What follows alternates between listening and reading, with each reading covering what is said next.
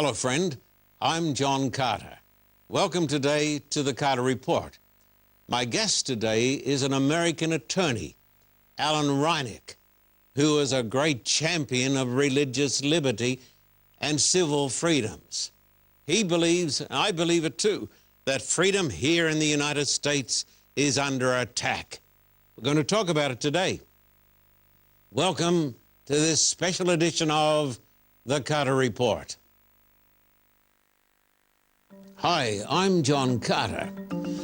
I guess the toughest place that I've ever been to as far as the preaching of the gospel is concerned is India, home to more than 1 billion souls, and I guess hundreds of millions of different gods. It almost overwhelms the senses. What can we do? Well, we've been to India, we've run outdoor meetings, we've had thousands and thousands of people, Hindus, Muslims, at our meetings coming forward in altar calls. But we're going to try to do something else as well. We're going to start small. We're starting with a program called Touching the Untouchables. And we're going to start with little untouchable girls. We're doing this now. We're getting them food because they're so hungry. Hard to come to Jesus when you're hungry. And so we're getting them food, and we'll be sending them to school. We're trying to feed their souls and fill their bellies. In India, home to more than 1 billion souls and hundreds of millions of gods controlled by evil spirits. Please help us in this work. Please help us. Write to me, John Carter, Post Office Box 1900, Thousand Oaks, California, 91358, or write to me at Terrigal in Australia. We have an Australian office, as we have an Indian office, with somebody there working full-time, trying to touch the untouchables with the love of Jesus. Please write to me today. And Jesus said, I've come to seek and to save that which was lost.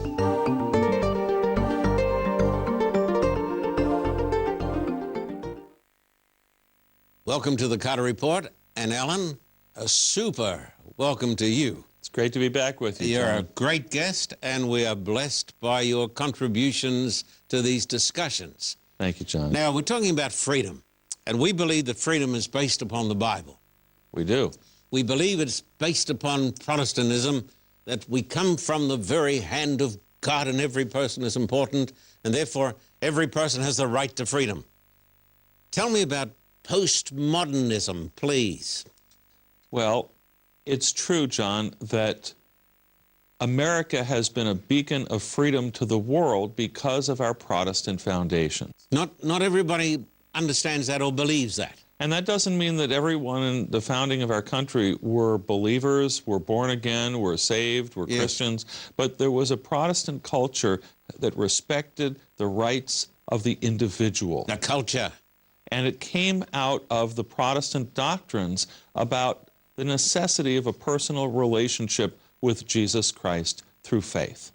Now, for a long time, there was this kind of philosophical contest between Christianity and the Enlightenment, which was rational, it was secular, and there was this idea of the inevitability of human progress.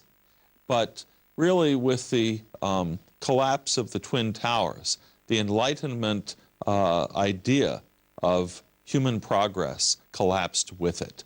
And the terrorist activities did more to destroy the Enlightenment than 2 centuries of debate with Christianity. This is absolutely astounding what you're saying.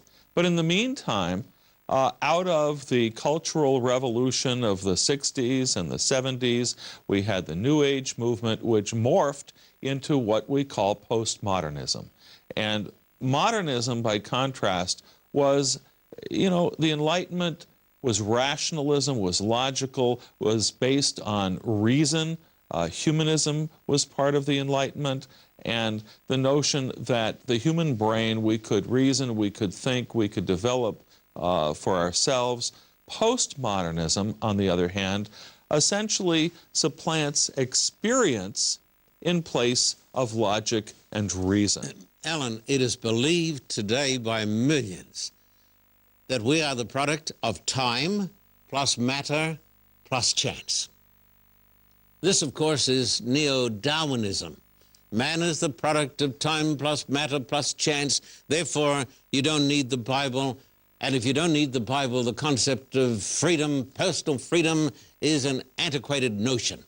You know, all we have to do is go back and look at the latter part of the 19th century when we had what was known as social Darwinism, survival of the fittest. Yes, yes. It was a very brutal time Yes. in the early part of the industrializing of America. And Alan, the 20th century, the greatest wars in the history of the human race. And the greatest destruction of human life systematically by governments. Now, you know about Nietzsche, don't you? Yes. Nietzsche was the great philosopher who said, there is no God, and therefore if there's no God, the death of God always leads to the death of man. Hitler slept with a copy of Friedrich Nietzsche, the German philosopher, under his pillow. Look, if man does not have inherent dignity because he's created in God's image, Yes. then why should we care about protecting human rights? And this is the very, very heart of the matter, and we want the audience to understand this. The very heart of this matter is human dignity and freedom. Let's talk about your right to practice your sexuality and my rights to practice my religion. They're in conflict, John, and this is really the main issue facing religious freedom in America today, is how do we achieve a live and let live politically, legally, that respects the rights of the LGBT community to... And we should respect those rights. Of course. We don't believe in that philosophy, but we need to respect those rights. Everyone has in America, our genius of our system Yes. is respecting everyone's right to live according to their own vision, their own values, their own lifestyle, their own religious beliefs. The problem is, right now it seems to be a zero-sum game where there's this culture war between the LGBT community on the one hand and liberal, secular, civil rights community versus the religious right that's very anti-gay and anti-gay rights. And so there's this clash, and the left wants to see religious freedom as the enemy, and the right wants to see gay rights as the enemy, and very few on either side are willing to find some sort of middle ground, some sort of compromise. The old intolerance. Alan, I want to make a statement. In fact, I'm going to read it. I want everybody to hear this statement. I want them to listen up and hear what we believe on homosexuality. I believe that a homosexual has the God-given right to be a homosexual. Amen? Well said. Yeah. I may not agree or disagree with homosexuality. That's not the point. But I believe we should defend the rights of all men and women. As Christians, we are called to show unconditional love. Please comment, Alan. The culture war has taught the homosexual, has taught the gay person that God hates fags. Oh, this is disgusting. This is dreadful. This is not my language. This is the language that we hear. Okay? And so... And that's so unchristian. We have the language in the church about loving the sinner and hating the sin, but frankly, the sinner, all they hear and feel is the hatred. Yes. And, you know, beyond the political and legal issues, for Christians, the main event is the gospel of Jesus Christ, that Christ died for everyone. Yes. For gays, for straight people, for blacks, for whites, for people of all faiths, every human being. There's a great leveling. The gospel is the great leveler. We are all sinners, and we are all loved by God, and Christ died for each one of us. Now, of course, we're going to get letters and phone calls from people who are going to object to your sentiments and object to my ideas. Let me read it again, Alan. I believe that a homosexual has the God-given right to be a homosexual. I may not agree or disagree with homosexuality. That is not the point. But I believe we should defend the rights of all men and women. As Christians, we are called to show unconditional love. You know, I'm reminded, John, that in the book, The Keys of This Blood, a Roman Catholic scholar by Malachi Martin, and insightful guy, a Jesuit. He characterized Seventh-day Adventists, of which I am one, Yes. of believing that everyone has the right to be wrong. Of course. Now, what you believe to be wrong is going to be different from what somebody else believes to be wrong. Yes. And you know, Malachi Martin will have a different view on what's wrong in religion than I do. Yes. So I think he was right. Absolutely right. We believe that people have the right to disagree, to be different. Well, of course, in the great... and America was founded on that principle of Protestantism. But in the Roman Catholic countries for 1,000 years, people had the right to be right. Well, this is it. They did not have the right to be wrong. No. The Pope said, you don't have the right to be a heretic. You don't have the right to teach heresy. Error has no rights. That was the philosophy. But we believe in the right to be wrong. Well, of course. See, the problem is, if you don't have the right to be wrong, then who has the right to define what is right? And whoever has that right has the power then to oppress people who disagree. And we believe that that concept of persecution is the very heart and essence of Antichrist. Correct. Now, Ellen, here it is. Wait for it. Should a Christian be forced by the government to participate in so-called same-sex marriage when his religion says it is wrong? I'm thinking particularly of the pizza people who wouldn't go along to a wedding and they got a big fine. I don't remember the pizza ones. There's a florist, there's a baker, there's several that have been fined. The florist will do and the baker will be okay. You know, I won't quote who it is, but one of the Republican candidates for president, I thought, when interviewed by NPR, made a very good distinction. He said, look, nobody has the right in their businesses should have the right in their businesses to discriminate against gays and not serve gays. And he's right. Gays. He's right. And I agree with that. I support laws that outlaw discrimination against gays. Yes. But he said, when it comes to same-sex weddings, the issue is not discriminating against people. It's abstaining from participating in an event that they don't agree with, that they can't participate in. And that's called Christian charity intolerance, isn't it? Well, I think it is. It's certainly not intolerant to say, I'll be happy to provide you with services, but don't ask me to participate in an event that I can't conscientiously agree with. The President of the United States said recently that Christians have been guilty of gross intolerance. Historically, that's true, isn't it? That's true. But we're going to talk about this when we come back. You're watching the Carter Report. I'm John Carter. This is attorney Alan Reinach. We're glad that you've joined us today. This is a great program on freedom. We're talking about how our freedoms are being undermined and attacked. We're going to take a little pause now, and we'll be back. God has his time and his place for everything. And the time and the place now is Latin America, including Cuba. Time magazine talks about the Second Protestant Reformation and describes how hundreds of thousands, even millions of Latinos are coming to the gospel of Christ. I'm not an armchair theologian. I'm speaking according to experience. I've seen it with my own eyes. Recently, we went down to El Salvador. There I spoke in the largest football stadium in Central America with the biggest crowd that football stadium had ever seen. They came not to see a football match, but to hear about the blood of Christ. Millions are coming to a knowledge of God in Latin America. Doors are opening in Cuba. Who knows? We may be going to Cuba soon. As the doors open, by the grace of God, we are going to step through those doors. And we want you to step through those doors with us and be part of our team for such a time as this. Please write to me, friend. Don't put it off.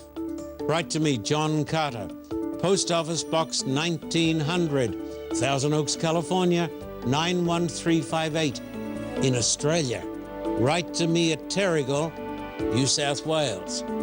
Be part of the Second Reformation. Join us and see the miracles of God. Amen.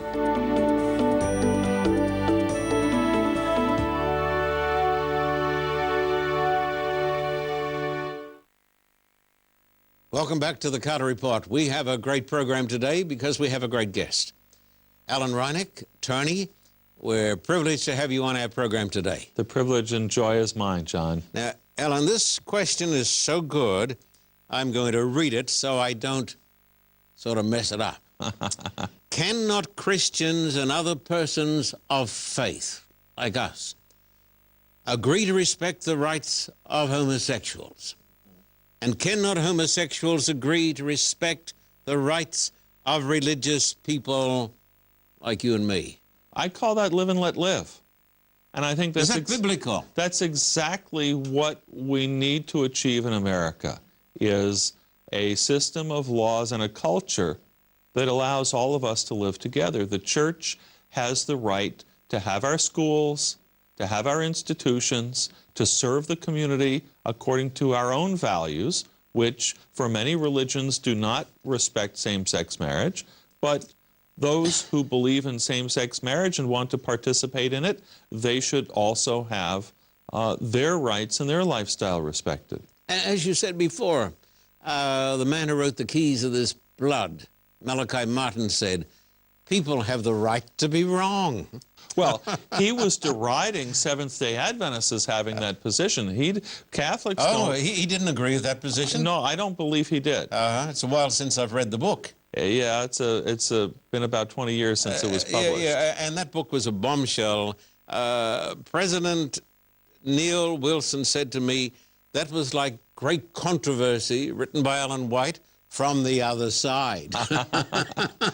Okay. It was the inside look from the other side. Sure. And what Malachi Martin said, if he was deriding Adventists, well, we take that as a compliment. Well, I think it's an accurate description Yes. that we believe the law should not sit in judgment as to who... No. Look, if The you right go to back, be wrong. If you go back to the early days of the Reformation, the Anabaptists, those who were baptizing grown-up people, Yes. they were being persecuted and drowned by the state for their heresy. They were. And they said, they came up with the notion that, well, maybe the state shouldn't be solving theological disputes over, when to baptize people. And isn't this true with the Supreme Court pontificating on sexuality? Well, I don't know what the court is going to do. The Seventh-day Adventist Church urged the court to be mindful of religious freedom in its decision on same-sex marriage. Yes. Are we seeing intolerance on the rise in America? Well, I think we're seeing intolerance from both the left and the right mutually directed at one another. The Sadducees and the Pharisees. So to speak, yes. Yeah, you know all about that. You could, I know about that too. Yeah. The left wing and the right wing in the movement of Judaism. Right. And we have it today in North America, but in the Christian church and everywhere. And let us say this. Atheists like to think that they are very tolerant people. Some of the most intolerant people in the history of the world have been atheists. Look at Pol Pot. Look at Stalin and Lenin and these unspeakable monsters and their genocides. Look, several years ago there were court cases about the phrase "under God" and the Pledge of Allegiance, whether that violated the Establishment Clause of the American Constitution.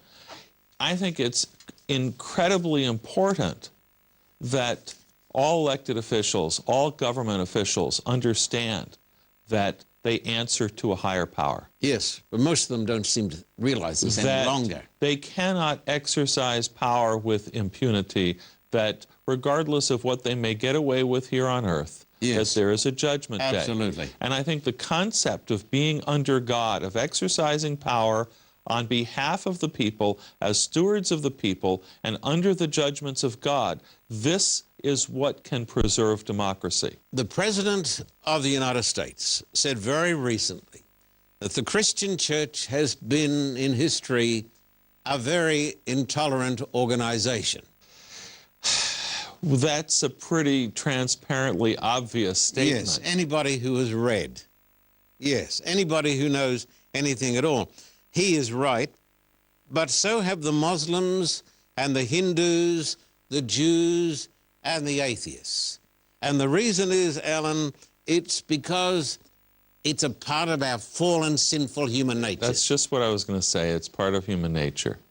And of course, it was the context that he was criticized for. Yes. Because we're dealing with a resurgent militant Islam. Yes. That has been persecuting people of different faiths, Jews Christians, and Christians, the Yazidis, yes. Jews. Burning the churches, and other Muslims, you know, burning mosques even. We've been just terribly upset by the images of the Christians in Egypt being dreadful. kneeling and hooded and being their heads cut off. Well, they certainly don't believe in the right to be wrong, do they? No, they don't. No.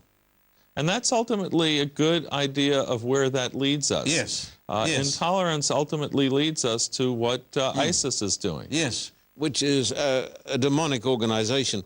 The Muslims built a mosque near Ground Zero in New York, and lots of people were horrified. Did these Muslims have the right to build a mosque on American soil in good old New York? Now, you're asking a New Yorker about what to do in New York. If I'm talking to a New Yorker, I'm going to get a plain answer. You know, they bought property, and they had every right to do with their property whatever they wanted to do. To tell them that you can do anything but practice your religion on your property, how does that fit with the American idea? The biggest problem with the Ground Zero Mosque, John, is that it wasn't.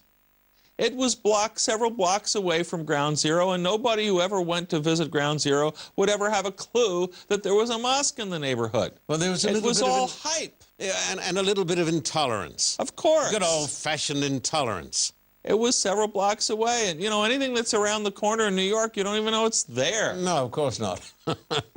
Now, it is true, is it not, my attorney friend, that people today in this land of freedom and prosperity lose their jobs because of their religious convictions, or else if they don't lose their jobs, they don't even get a chance of getting a job. That is the bread and butter of our work, John, is representing people who suffer religious discrimination at work.